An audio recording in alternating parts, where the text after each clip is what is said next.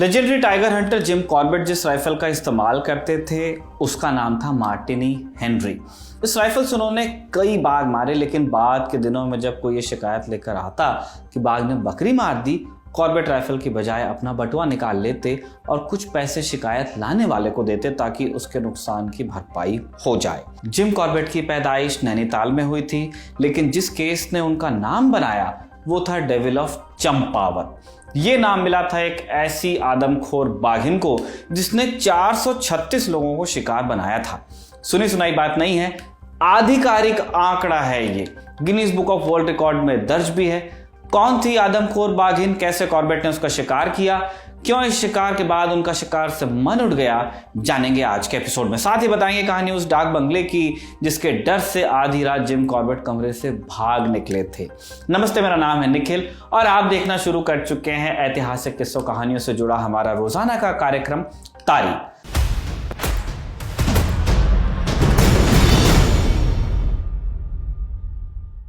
उत्तराखंड उत्तरी भारत का यह पहाड़ी राज्य दो खंडों में बटा है, कुमाऊं और गढ़वाल। ये दो बड़े मेजर डिवीजन हुए। कुमाऊं का एक जिला है चंपावत जो नेपाल की सीमा से लगता है।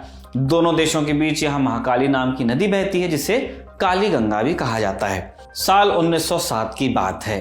चंपावत में एक कहावत चलती थी तब, काली पार को कलवा ढोली, सोर को बाघ, यानी काली गंगा के उस पार कलवा है और इस पार बाघ। कलवा एक खतरनाक गुंडे का नाम था जो नेपाल में रहता था। कहावत कहती है कि जितनी हत्याएं कलवा ने की उतनी ही बाघ ने। हमने बाघ कहा अभी क्योंकि लोग कहते थे, लेकिन असल में वो एक बाघिन थी जो आदमखोर बनी बाद में। खौफ ऐसा कि उस दौर में लोगों ने घर से निकलना छोड़ दिया था। हत्याओं का सिलसिला नेपाल से शुरू हुआ था, यानी कलवा के इलाके से। पहाड़ी बोली में किसी घास काटने वाली महिला को घसियारी कहते हैं। घास काटने घर से कई किलोमीटर दूर जंगल जाने वाली महिलाएं गीत गाते हुए चलती हैं, तेरी भैंस भूखी रमणी ओ लीला घसियारी, यानी घास काटने वाली लीला तेरी भैंस भूख से रंभा रही है। ऐसी घसियारिनों को बाघ ने अपना शिकार बनाना शुरू किया। महिलाएं गायब होने लगी। इस तरह लोग घने जंगल में जाते तो सिर्फ खून के धब्बे उनको मिलते।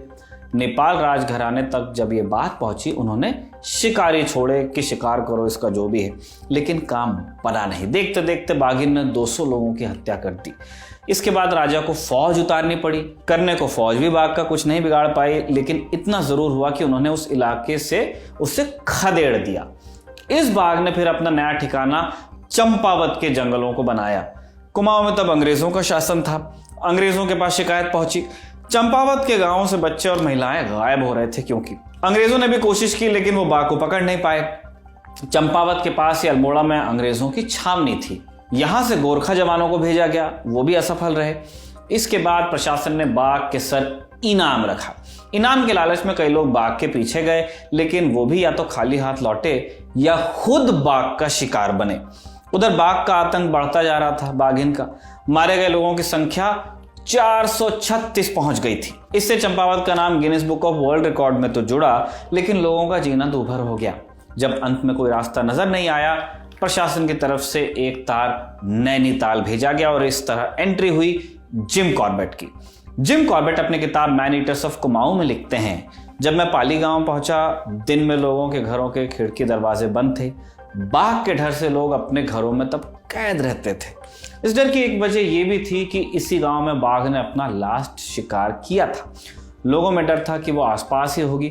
हालांकि बाद में पता चला कि उसने एक बहुत बड़े इलाके को अपना एरिया बनाकर रखा था और शिकार के लिए कभी कभी वो एक दिन में 30 किलोमीटर की दूरी तय कर लेती थी। कॉर्बेट ने आते ही 2 शर्तें रखी। पहली, बाघ के सर पर रखा इनाम हटाओ, और दूसरा, मेरे अलावा कोई शिकारी बाघ के पीछे नहीं जाएगा। इन दोनों शर्तों के पीछे वाजिब वजह थी। कॉर्बेट नहीं चाहते थे कि इनाम के लालच में नौसिखिए उनका काम बिगाड़ दें, इसलिए इस काम की पूरी जिम्मेदारी उन्होंने अपने सर पर ली।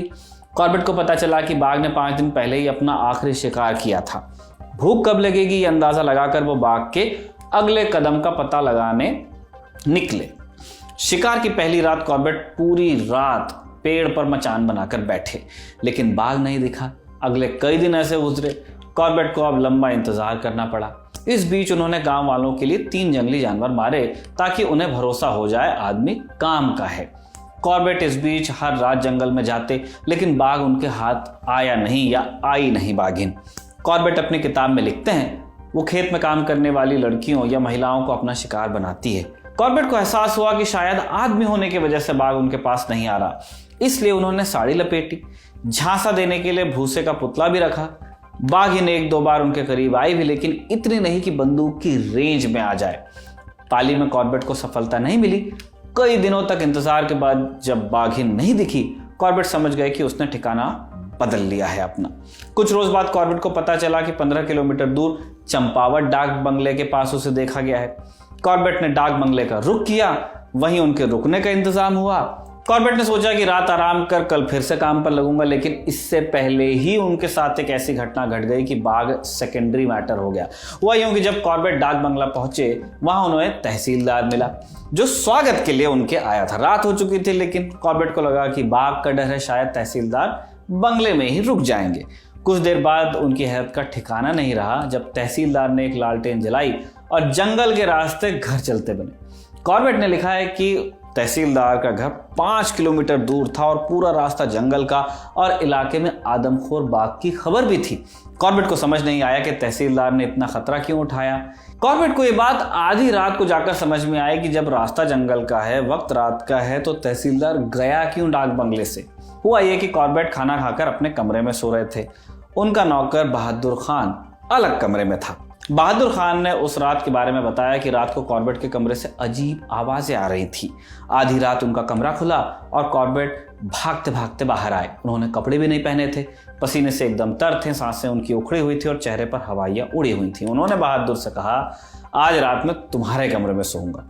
कॉर्बेट अपनी किताब में लिखा है, मेरे पास इस बंगले की एक कहानी है जो मैं नहीं बताऊंगा। वैसे भी ये किताब जंगल की कहानियों के बारे में है और प्रकृति के नियमों से इतर की घटनाएं यहाँ जोड़ना ठीक नहीं होगा। कॉर्बेट के लिखे से पता चलता है कि वो शायद किसी भूतिया अनुभव की बात कर रहे होंगे। कॉर्बेट लिखते हैं, मैं अंधविश्वासी नहीं, लेकिन डाक बंगले में जो मुझे अनुभव हुआ उसके बारे में मेरे पास कोई सफाई है नहीं। बहरहाल इस घटना के अगले रोज कॉर्बेट को पता चला कि बाघिन ने एक और लड़की को अपना शिकार बना लिया और अपनी राइफल लेकर कॉर्बेट ने फिर उधर का रुख किया। माखून के धब्बों में बाघिन के पांव के निशान साफ दिख रहे थे। कॉर्बेट अब जल्दी में थे। अगर जल्द उन्होंने इस बाघिन को नहीं मारा तो लोगों की जान जाती रहती। कॉर्बेट ने बाघ के कदमों के निशान का पीछा किया। कुछ दूर एक टंकी के पास बाघिन लाश को उधेड़ने में लगी हुई थी। उसकी नजर कॉर्बेट पर पड़ी। उसने लाश को खींच कर ले जाने की कोशिश की।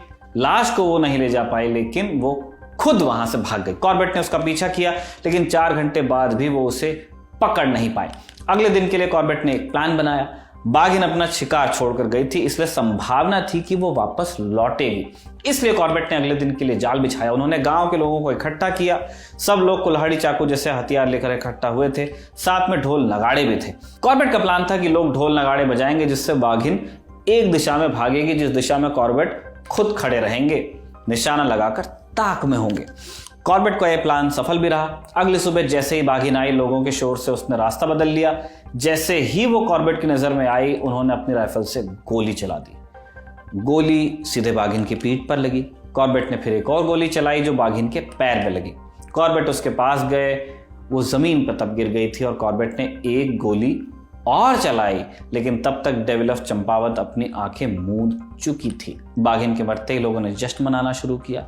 कॉर्बेट ये देखकर खुश थे, लेकिन तभी उनकी नजर ऐसी चीज पर गई जिसने उनके चेहरे से मुस्कान को फीका कर दिया। शुरुआत में हमने आपको बताया था कि कॉर्बेट ने बाद में शिकार करना छोड़ा। यह बदलाव चंपावत में किए इसी शिकार के बाद शुरू हुआ था। उस रोज कॉर्बेट ने देखा कि मरी हुई बाघिन के दाईं तरफ के दांत टूटे थे, जबड़ा घायल था। वो पहले भी एक गोली का शिकार हुई थी, जिसके चलते उसके लिए शिकार करना मुश्किल हो गया था। प्राकृतिक कॉर्बेट को एहसास हुआ कि इसी कारण बाघिन आदमखोर बनी थी, क्योंकि उसको चोट पहुंची थी एक गोली से पहले, जिसे वो डेविल समझ रहे थे। उसे डेविल बनाने के पीछे इंसान की ही गोली थी।